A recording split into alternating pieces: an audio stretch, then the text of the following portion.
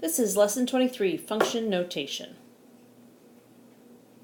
Your essential question is, what does function notation tell you about an equation? So first of all, what's function notation? What you see here, f of x equals 2x plus 5, that's in function notation. That f of x part is what's telling you it's a function. If the f of x part makes you nervous, cross it out and just write a y above it. Hang on, let me get my stylus. Okay, got it. Sorry about that. But just think of it as having a y instead. Oops, much of a y. If it said y equals 2x plus 5, everybody would realize, okay, hey, this is the kind of equation we've been dealing with all along. That's all it is. That f of x part tells you that it's already a function. You don't have to test it. If you look at the second example, and you only need to write one of these examples, but here's a second example just as far as how to read it. You would read it, the function g of x equals x squared minus 1. That g of x part just tells you that this is a function. If you were to graph it, the lines would only the vertical lines would only cross once. If you make a little mapping diagram, each x would only have one y. So it's just telling you that ahead of time. It's telling you this, it's showing you that this is a function. Again, if it makes you nervous, just think of the g of x part as being crossed out and think of it as a y equals x squared minus 1, and then it's easy. Okay, so a function machine is like an input-output machine. The equation is the function rule. So it's like you're putting a number in, that's your x number. You can also think of it as your domain. Oops, that doesn't look like domain. Let's try that again. There we go. So your x, or your input number, or your domain. And then you have your function rule, something like that last one, like let's say f of x equals 2x. And then you have your output, or your f of x number, or think of it as your y numbers coming out, or as your range coming out. So think of, just our t-chart. We put numbers into the t-chart on the x side, and we get numbers out on the y side. That's all it is. It's the same thing we've been doing. So to evaluate a function, plug the value of x in on the right of the equation. That's it. So if we have a function, f of x equals 3x plus 1, and we're trying to find f at 3. What this means is plug 3 into this function to see what value you get. So if we plug it in, we have 3 times 3 plus 1. So again, I'm just using the function that's given in the example, and I'm plugging a 3 in for x, because that's what this is telling me to do. It's saying plug 3 in for x. Another way of looking at this is that your input number, or your x, or your domain is 3. That's what's going into the little function machine over here with the input part. And when we work this out, we get, let's say 3 times 3 is 9. 9 plus 1, that gives us 10.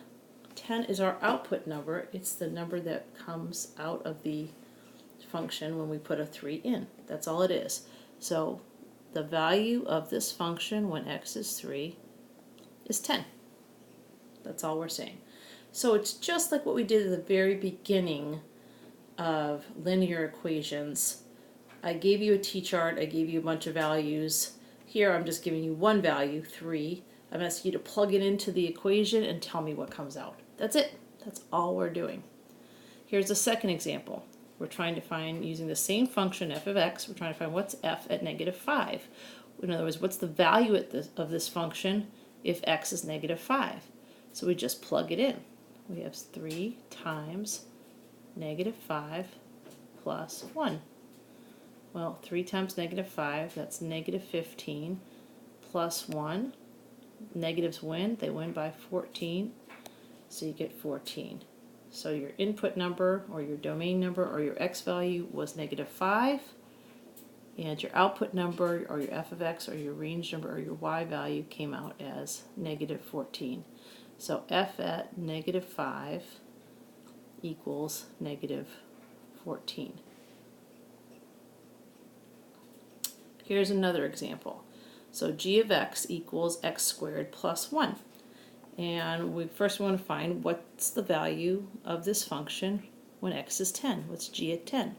So we're going to go ahead and plug in.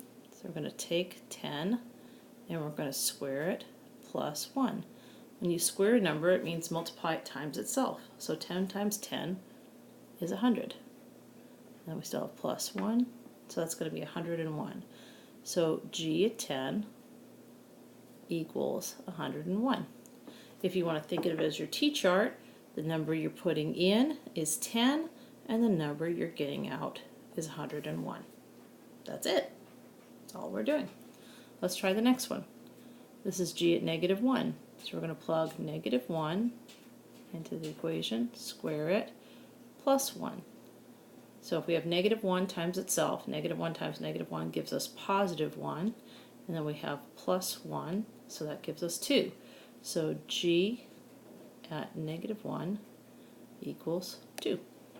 Or in other words, if we put negative 1 into this function, we get positive 2 out. Here's another situation where I'm giving you a domain. So I've asked to find h at x, just a function, which equals 5x squared. If I'm giving you this function, then find the range values. That means find the y values given the domain. And these are just, domain is x values. So you'll notice on our t-chart, I already put the x values in. They are negative 2, 0, and 2. So it just means I'm giving you all the x values at once. Rather than giving to you one at a time, I'm giving to you all at once. You can put them in a t-chart. And then go ahead and plug them in one at a time to find the corresponding y values, or in this case, h of x values. So we have, if we're going to find h at negative 2, that equals 5 times negative 2 squared. Don't forget your order of operations here. You want to do parentheses first, but inside the parentheses there's nothing to do. It's just a negative 2 by itself. Next comes exponents. So we're taking negative 2 times negative 2, which is 4. So we have 5 times 4, and that's 20.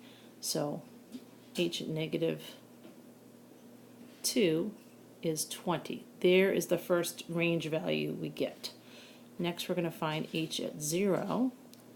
So taking the same equation, of course, 5 times 0 squared. If you square 0, 0 times 0 is just 0. 5 times 0 is 0. So that whole thing works out to 0. So h at 0 is just 0. And then the last one, h at 2 is equal to 5 times 2 squared. So we have 5 times, and then 2 squared is 2 times 2, which is 4. So we get 20 again. So if we're going to list our range values, we're going to list them without repeats. We have 20, 0, and then that's it, because 20 is listed again. So again, these are our range values right here. We're going to list them without repeats. That's our answer. And here's one more you can try. So we have if f of x is equal to negative 2x plus 5, find the range values given the domain negative 3, 0, 1, 7. So we're going to take that domain and we're going to put it in the x side of our t-chart. Okay, and then we're going to take each of those domain values one at a time and plug them into the function. So we have negative 2 times negative 3 plus 5. Negative 2 times negative 3 is 6. 6 plus 5, that's 11 for our first value. The next one we have f at 0. So we have negative 2 times 0 plus 5. Well, negative 2 times 0, that's just 0. 0 plus 5 is just 5. So that's our next range value. Next is f at 1. So we have negative 2 times 1 plus 5.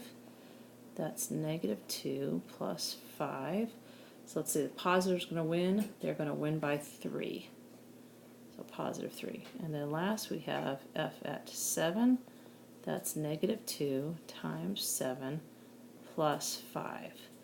So negative 2 times 7, that's negative 14 plus 5. Negatives are going to win in this case, and they're going to win by 9, so negative 9. So if we list our range, we go over to our t-chart. All those values are our range values. None of them are repeated, so we list them all. We have 11, 5, 3, and negative 9. And that's it. That's how you evaluate functions. Make sure you pause as much as you needed to go through these notes, but hopefully that helps if you were absent. Okay, bye-bye.